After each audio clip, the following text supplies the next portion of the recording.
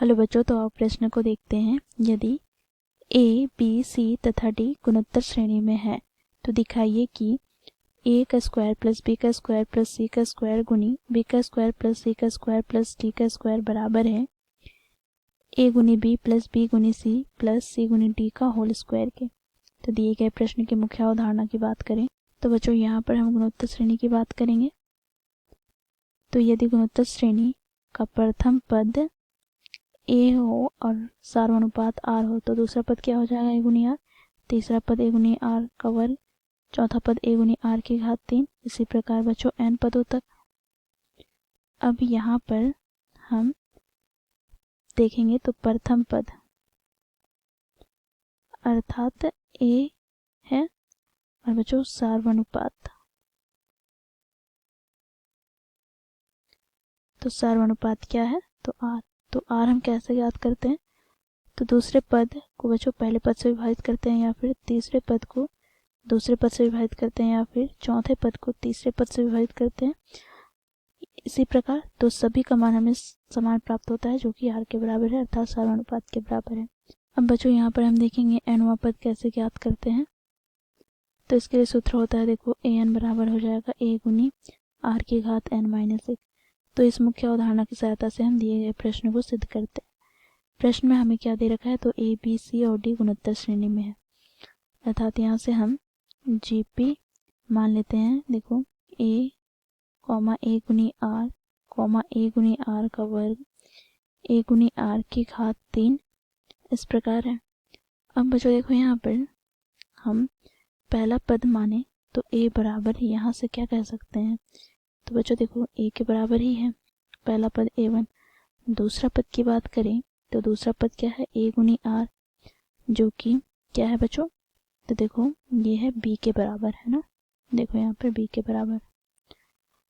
अब तीसरा पद की बात करें तो ए गुनी आर का वर्ग यह है c के बराबर और चौथा पद की बात करें अर्थात ए गुनी आर की घात 3 की बात करें तो ये है d के बराबर।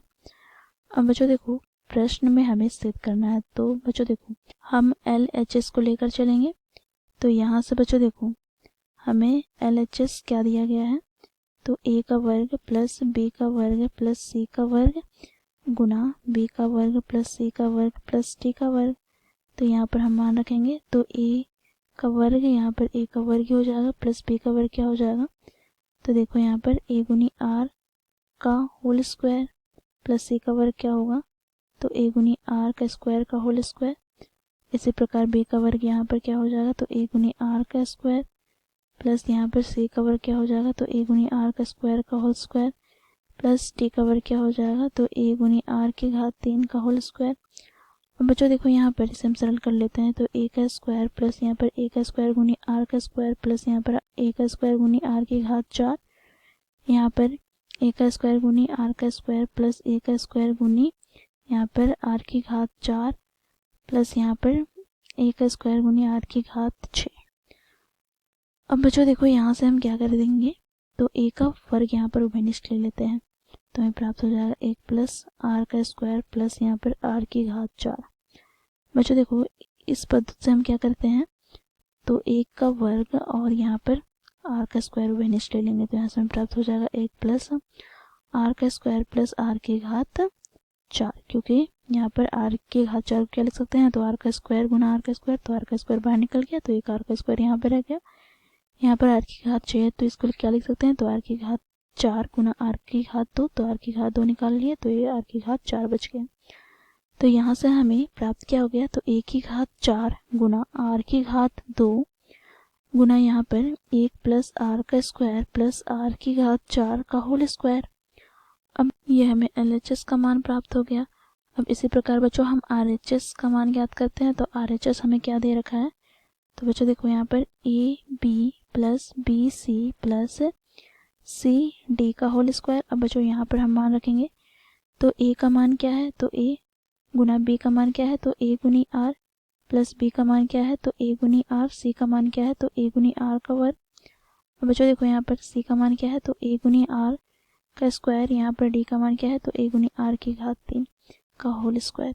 बच्चों देखो यहाँ से ए का वर्ग गुना आर प्लस यहाँ से बच्चों हमें प्राप्त हो जाएगा ए का वर्ग गुनी आर की घात 3 प्लस यहाँ से हमें प्राप्त हो जाएगा ए का वर्ग गुनी आर की घात 3 प्लस 2 कितना हो जाएगा 5, तो आर की घात 5 का होल स्क्वायर। अब बच्चों देखो यहाँ से हम क्या करते हैं, तो बच्चों ए का वर्ग और आर उभयनिष्ठ निकालते हैं, तो यहाँ से हमें प्राप्त क्या हो जाएगा, तो देखो यहाँ पर 1 प्लस यहाँ से आर का वर्ग, क्योंकि आर की घात 3 को हम लिख सकते हैं आर गुनी आर का वर्ग, तो आर निकाला तो आर का वर्ग बच गया, प्लस का यहाँ पे बच्चों देखो क्या हो जाएगा, तो आर की घात 5 को हम लिख सकते हैं आर गुनी आर की घात 4, तो आर निकाला तो आर की घात 4 यहाँ पर प्राप्त हो गया, तो इसका होल स्क्वायर। अब बच्चों देखो यहाँ से हम ए स्क्वायर गुनी आर को वर्ग से बाहर निकालेंगे तो ए की घात 4 हो जाएगा और यहाँ पर आर की घात 2, और यहाँ से 1 प्लस आर का वर्ग प्लस आर की घात 4 का होल स्क्वायर।